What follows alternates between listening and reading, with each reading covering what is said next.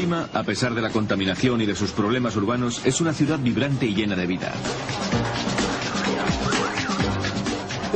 En la década de los años 20, Lima experimentó un importante crecimiento demográfico y ahora el número de habitantes alcanza los 7 millones, algo que resulta bastante asombroso si se tiene en cuenta que todo esto fue creado por este señor Pizarro, un granjero español.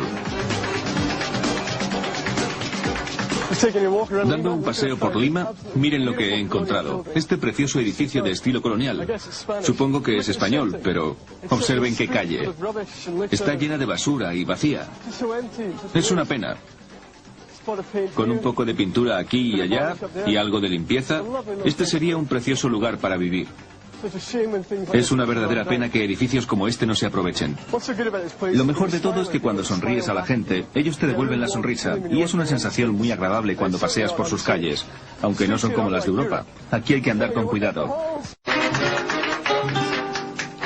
Esta es mi habitación. Está un poco desordenada, pero es barata y alegre. Cuesta 800 pesetas. Tienes que compartirla y hay un tipo que ronca, pero no importa. La habitación da a un patio adornado con plantas que le dan un toque selvático. Y allí hay un loro que nos hace compañía. Muy bien, y este es el baño. Una cosa curiosa de casi todos los baños de Perú es que no suele haber papel higiénico, y alguien ha dejado el lavabo hecho un asco. Voy a darme una ducha y luego iré de fiesta. Todos los años, cada vez más gente procedente de las zonas rurales viene a Lima, lo que hace que esta ciudad sea una de las capitales latinoamericanas con mayor crecimiento de población.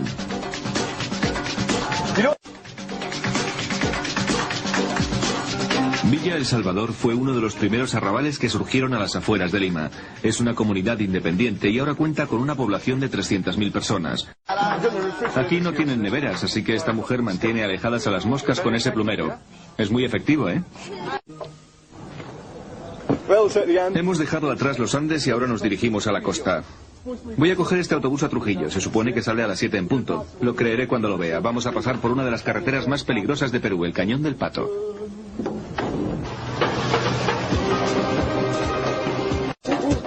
Antes de salir, infórmense del estado de la carretera en la oficina de turismo de Huaraz. A menudo tienen que cerrarla debido a desprendimientos de tierra o a que no está en buenas condiciones.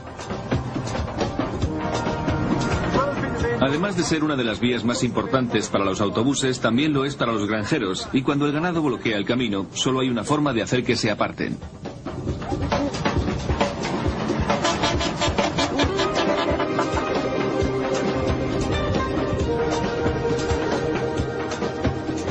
Los bandidos también pueden ser un problema a veces. En la década de los 80 la carretera estuvo cerrada para los turistas debido a la actividad de las guerrillas de Sendero Luminoso. Este es con diferencia el mejor modo de viajar, en la vaca del autobús con el equipaje. Y el paisaje es mejor que el que haya visto en ninguna película. El único problema es que de vez en cuando estás obligado a hacer esto.